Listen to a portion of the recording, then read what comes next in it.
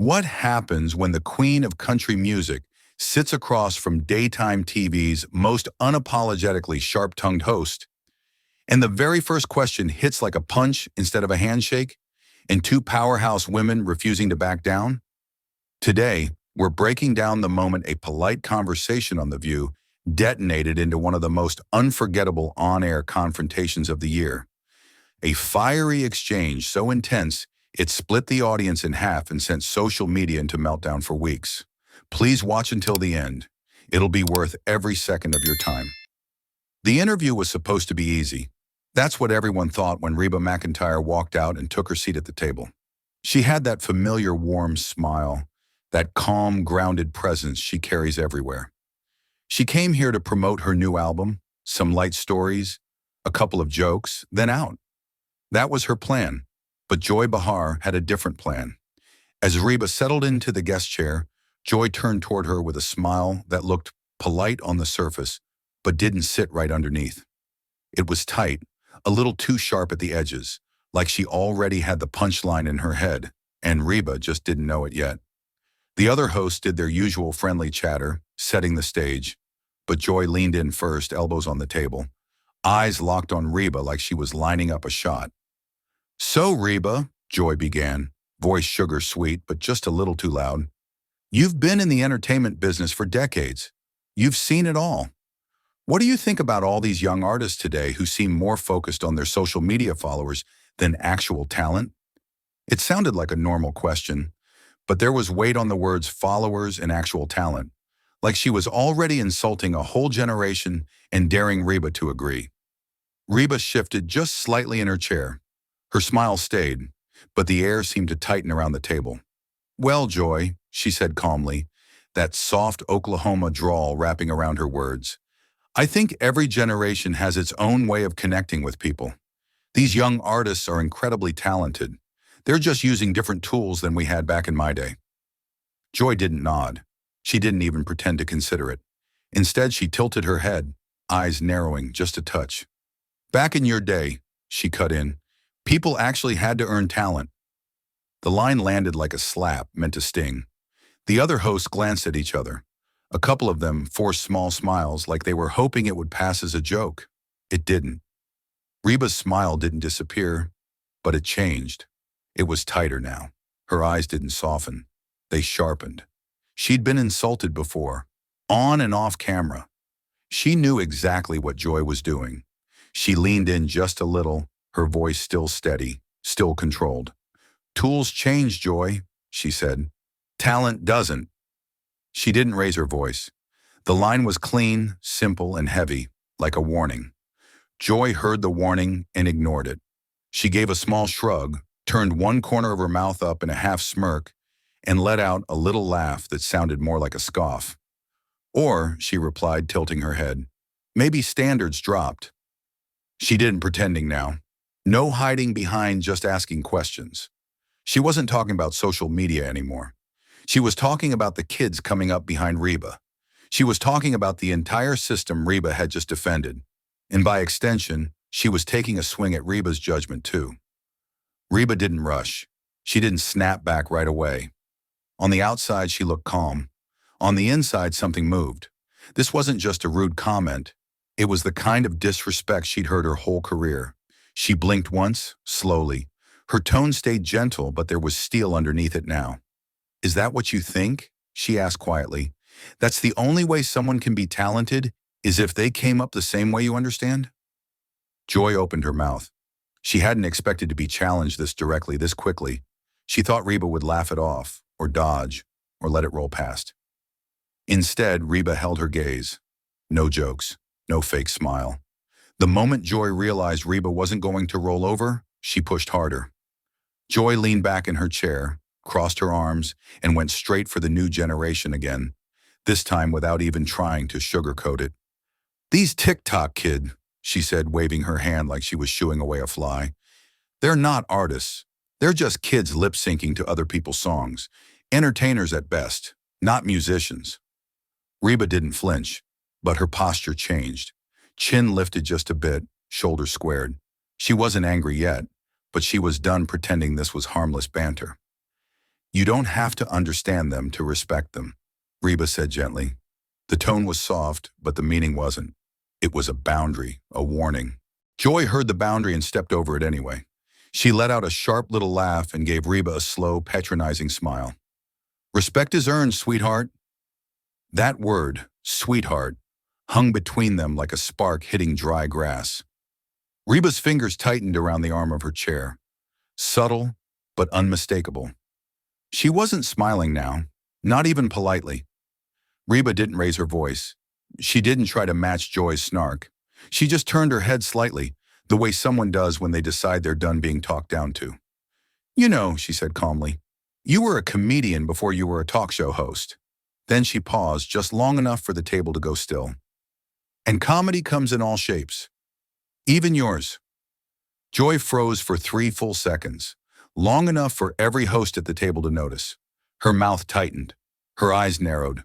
She didn't like being reminded of where she came from, and she definitely didn't like being reminded that comedy isn't as serious as she tried to pretend.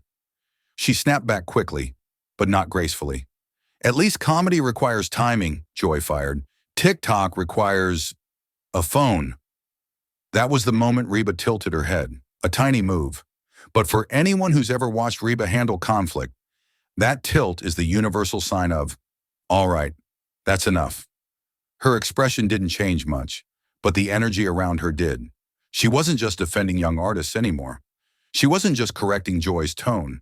She was preparing to confront the root of the disrespect head-on, but Joy wasn't backing off.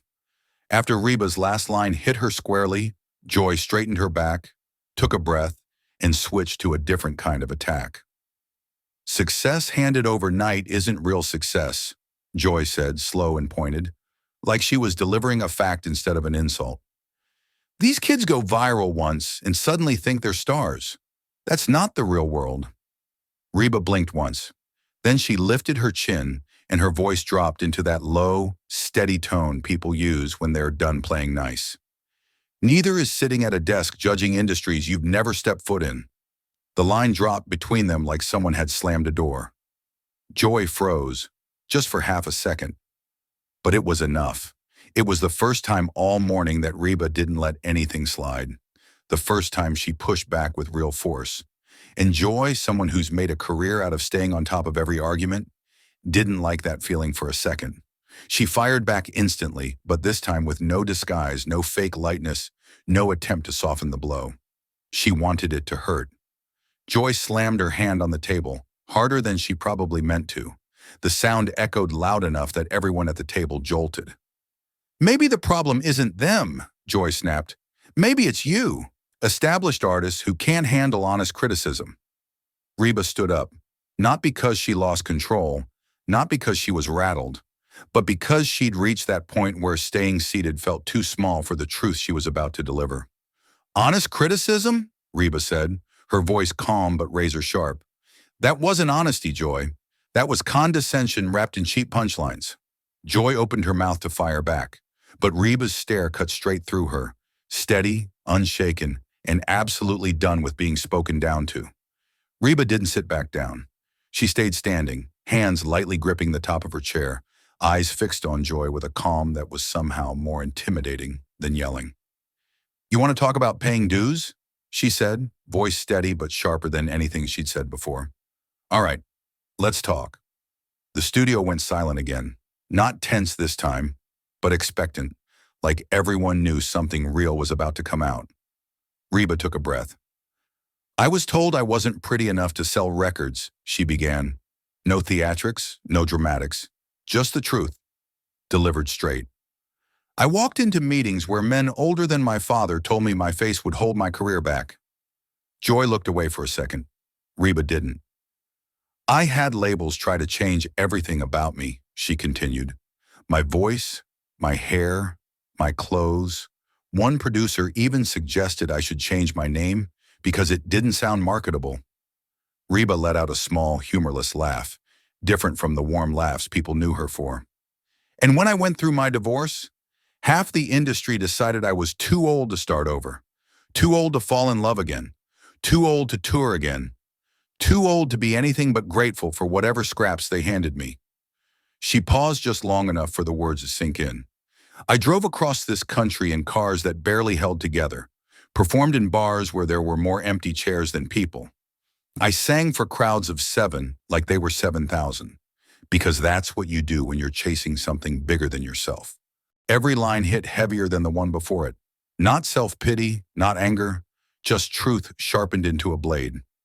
Finally, Reba leaned in slightly. So don't lecture me on paying dues, Joy. I paid them with interest.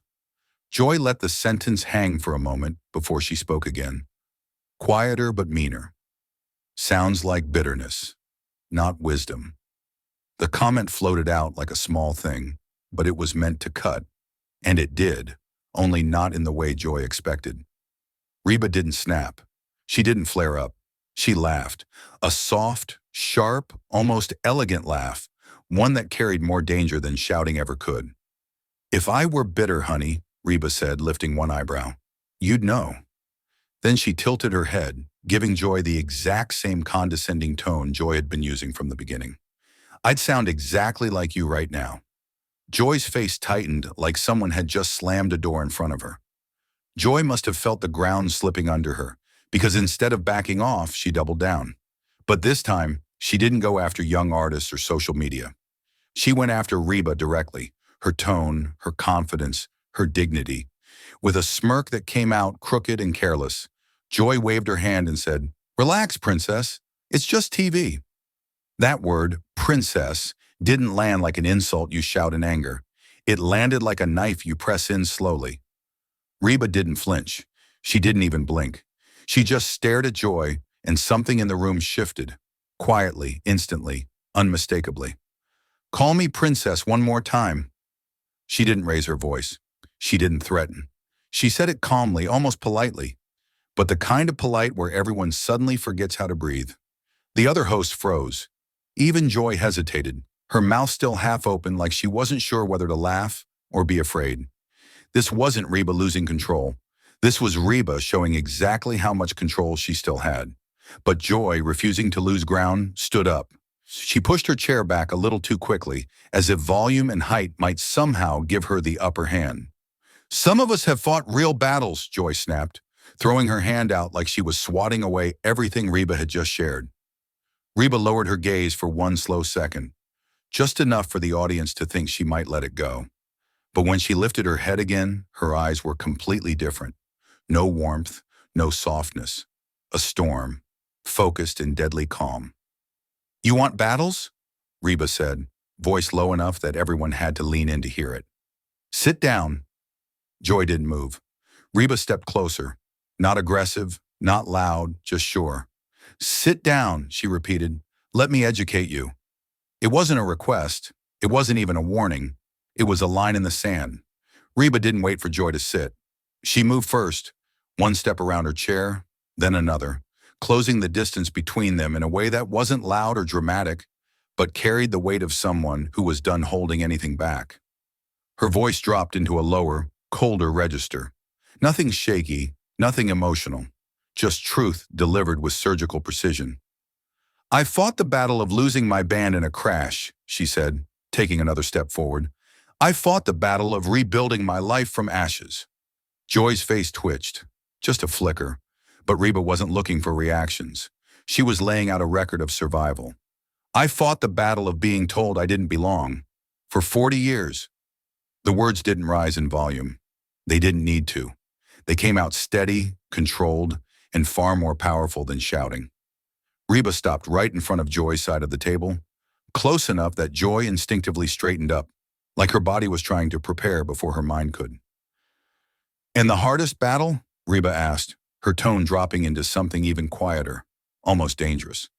"People who think a microphone makes them superior." Joy's expression drained, her color shifting from irritation to something closer to panic. A moment earlier, she'd tried to use height and volume to intimidate Reba. Now she could barely hold eye contact. Reba didn't step back. She lifted her hand and pointed at Joy. Clean, steady, unwavering. "Tell me, Joy," she said, "what stage have you commanded?" Joy opened her mouth, but nothing came out. Reba kept going. "What craft have you mastered?" What song did you bleed for? What audience did you carry on your back for decades? Each question was like a blow.